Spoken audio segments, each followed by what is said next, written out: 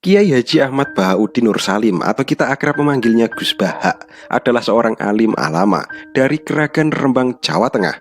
Seorang manusia Quran ahli tafsir terhimpun dalam Dewan Tafsir Nasional dan satu-satunya Dewan Tafsir Nasional yang tak mengenyam pendidikan formal.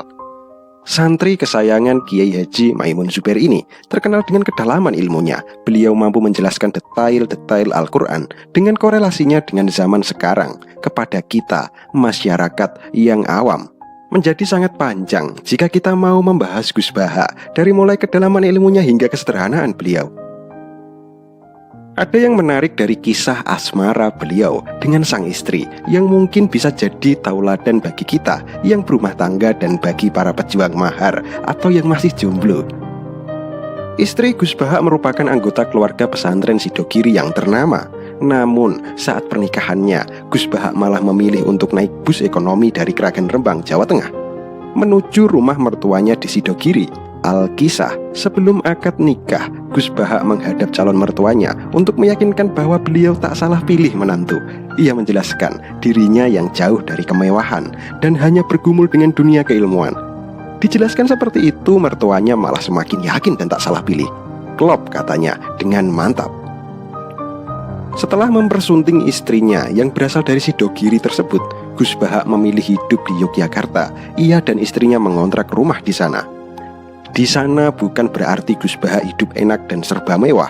Gus Baha hidup pas-pasan, bahkan tak jarang telat bayar kontrakan karena tidak punya uang. Namun perlu diketahui, Gus Baha itu bukan kiai kacangan. Ia merupakan kiai besar yang keilmuannya diakui oleh ulama-ulama Indonesia, bahkan oleh Syekhona Maimun Zubair. Seperti dilansir dari website Laduni ID, Gus Baha juga ketua tim Lajnah Mushaf UII yang anggotanya terdiri dari profesor dan doktor. Padahal Gus Baha tidak memiliki gelar satupun. Namun Gus Baha sangat sederhana. Ia naik bus ke sana kemari. Bahkan saat ke Madura, ia tidak mau dijemput dengan mobil. Bahkan ia memilih naik ojek saja. Meski hidup sederhana, rupanya istri Gus Baha tetap saja bahagia. Sebab suaminya Gus Baha pria yang baik, soleh dan penuh humor. Gus Baha tak pernah marah pada istrinya, mengerti akan istri, mengayomi keluarga dengan baik, menjadi penyejuk bagi keluarganya.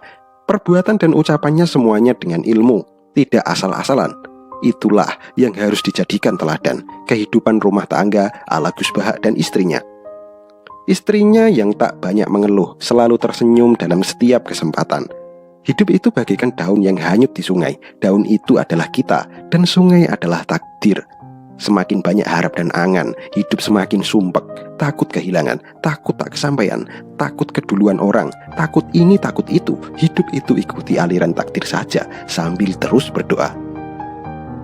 Gus Baha dimunculkan Tuhan di saat yang kita butuhkan, saat keadaan dikelilingi aneka pandemi, soal-soal yang terlalu besar, terlalu kompleks, dan terlalu tak terjangkau, menjadi jinak di pengajian dengan format sederhana itu.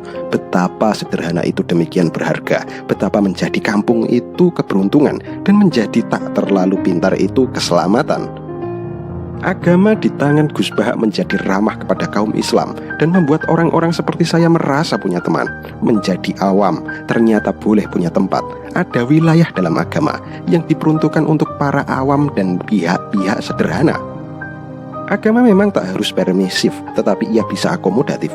Agama bisa memeluk kita, serupa ayah ibu memeluk anak-anaknya, walaupun mereka bukan anak-anak ideal. Sugeng Kewarasan Gus Baha, salam takzim kami.